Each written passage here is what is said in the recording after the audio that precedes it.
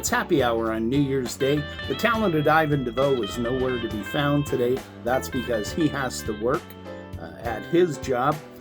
I'm on vacation from mine and enjoying every minute of it. So we've got my poet friend, Canadian poet Christopher Raine, who's going to come by the pig and sample Scotch from each of the regions where Scotch is made in Scotland. Chris is a big rum drinker. We don't hold that against him. Particularly, he likes the blackstrap rum. But lately, he's been experimenting and dabbling in sipping spirits. He's a fan of Jameson Irish whiskey, as we are here at the pig. But today, we're going to talk about Scotch. We're going to taste Scotch, and it's all about Scotch.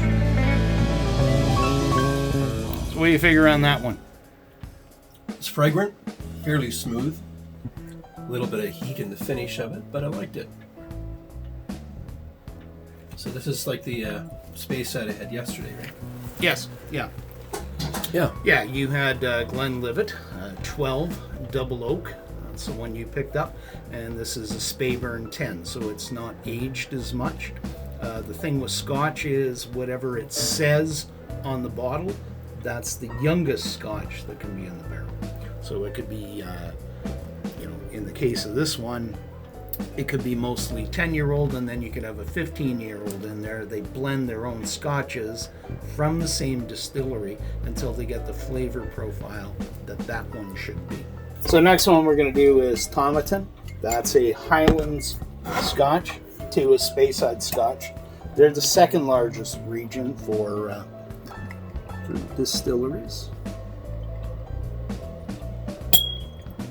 Tomatin is finished in bourbon and virgin oak casks. What do you think of that? Well, you can smell the bourbon when you nose it. It's quite nice.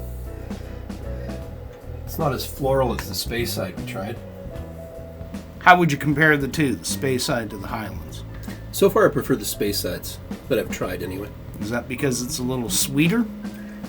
You know what I think it was? I think with the corn from the bourbon, it sort of adds almost oily is not the right word, but it has a certain residue to it. And I don't enjoy that in this particular whiskey as much. It's good, but I would think I would take the Speyside over this one. And that's probably just the barrels. So what's your thought on the nose on that? Well, it's a different flavor, and the nose is quite nice. It's again, different than the other two we tried. Now, this is a lowland. Is this an oak? Lowland Scotch. This particular one, it's triple distilled. Irish whiskey is traditionally triple distilled. In fact, the majority of it is. But Scotch, not that common. Well, the bourbon in this one isn't as strong as the other one we tried. So it's much more subtle. And the other thing I notice about it is it's very, very smooth. Yeah. Yeah, very nice. Yeah, Auchentoshan is one. I have two. I've got another one of their products on the shelf as well. The bourbon taste is there. You notice it right at the very end. But it's not as strong as the other one, the Tomatin. So this one's a little different. This is Springbank 15-year-old. So it's a little matured a little longer. It's a Campbelltown. Now, there are only 3 distilleries in the Campbelltown region. Used to have loads of distillers. Now they're down to 3, and I think they make 5 products. So you're going to find that one a little bit different. What's your thoughts on that? Well, give it a nose first. Smells smoky.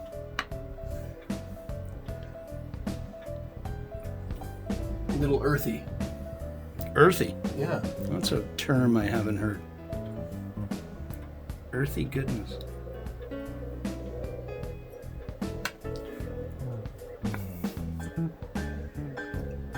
Well, that's altogether completely different flavor than the other ones.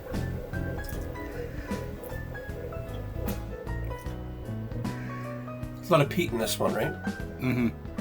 You notice it right, not necessarily at the first sip, but as you run air across your tongue, you notice that the peaty flavor. That's probably what I was smelling before, the earthiness. Would you write a poem about it? Like, is it that good? I would, because there's a lot of flavors going on. I mean, the other ones weren't all that different, other than the, like the bourbon that was the casks that they were aged in. This one here is very distinct.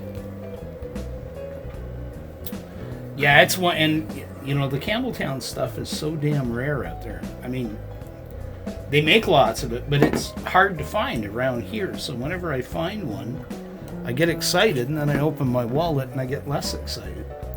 Yeah, you definitely, it stays with you. Like a bad relationship, or it just stays with you in general?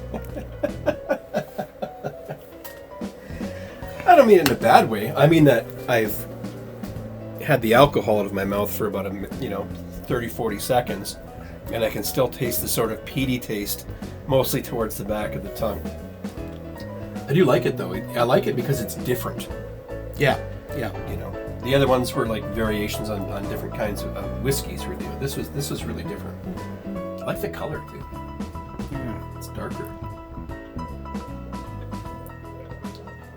Yeah, it's good stuff. So we're drinking the Bowmore 12. It's an Islay Scotch. It's pronounced Islay. It's not Islay, Islay. Poet Chris Raine has had it. What do you figure? It's peaty, it's smoky, it's smooth. I like it. Compared to the Campbelltown? Not quite as good, but there's an age difference. But they're both smooth, though. This one is much more on the sort of smoky side than the previous one. It's nice, but again, I'd rather have the other one. Compared to rum? Well, I've been off rum since I stopped eating anything with sugar or starch in it, so my palate doesn't like the sweet as much as it used to. So I'm definitely transformed more into a whiskey Scotch guy. And what poet would you compare this to? Robert Service, Ballad of the Iceworm Cocktail. I'm not familiar with that. Worth a read.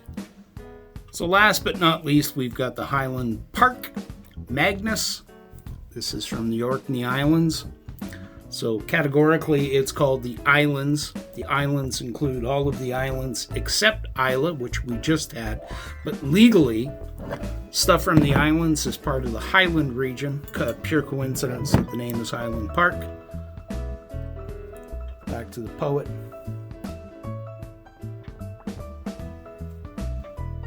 Well, that's a different taste. It's not it's not smoky or peaty like the other ones.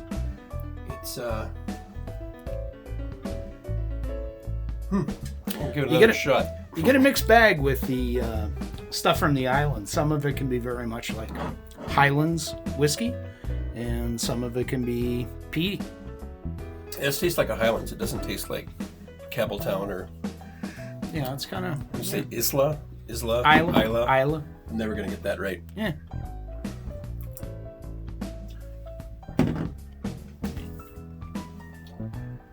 And so there you have it. It's nice. It's okay. It's in the middle. I could got this one on sale for $12.99.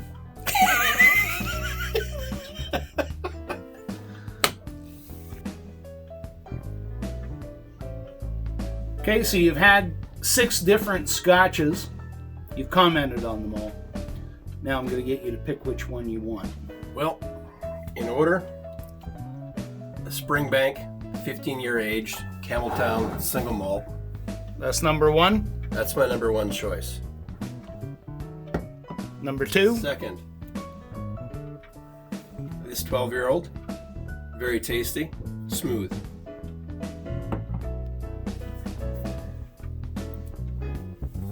Number 3, the Tomatin. I liked that one. It was tasty. Then the Speyburn. Yeah, well, that's your Speyside. That's like the Glenlivet that you bought. Then the Bowmore comes next. Yeah. Oh! And last but not least, Magnus. Highland Park. Again, I want to emphasize, this isn't a bad product, but it's not anything exceptional. It's just very ordinary but good. Oh, I wouldn't pass on this. It's tasty enough to drink, but it's nothing really special. It's just a good product.